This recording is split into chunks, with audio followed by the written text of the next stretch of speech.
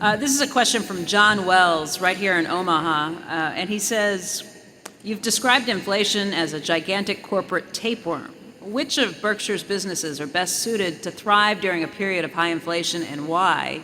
Which will suffer the most, and why? Yeah, well, the best businesses during inflation are usually the best. They're the businesses that you buy once, and then you don't have to keep making capital investments subsequently. So you do not face the problem of continuous reinvestment involving greater and greater dollars because of inflation.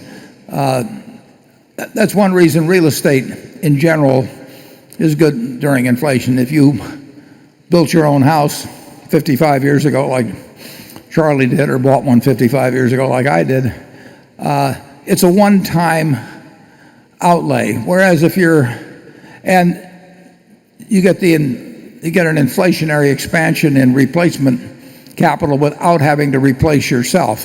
And if you got something that's useful to someone else, it tends to be priced in terms of replacement value over time.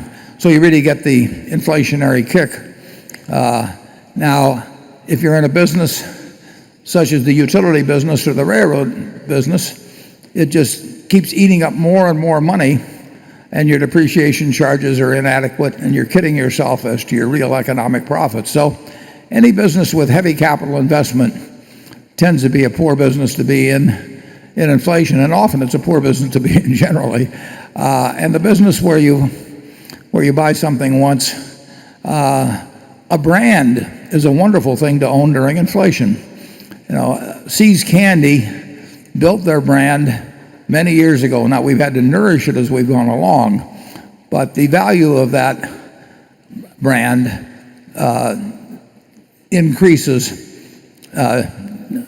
during inflation, just as the value of really any strongly branded goods. Gillette bought the entire radio rights to the World Series in 1939. And as I remember, it cost them $100,000, and for that they got to broadcast the Yankees, I think, versus the Reds in 1939.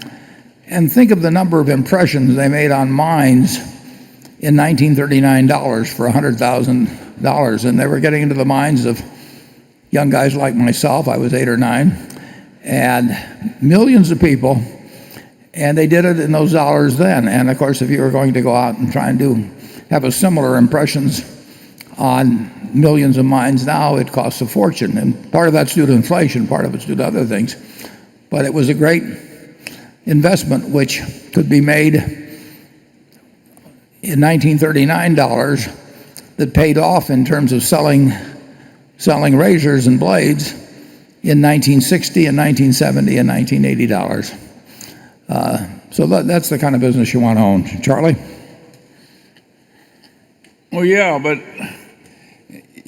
if the inflation ever goes completely out of control, you have no idea how it's going to end up. If it weren't for the Weimar inflation, we might never have had Adolf Hitler. It was the twosome of the great German inflation followed by the Great Depression that brought us Hitler. And think of the price that the world paid for that one. We don't want inflation because it's good for See's Candy. No, I didn't quite realize I was proposing that. I wasn't criticizing it. What's good for See's Candy is good for the United States.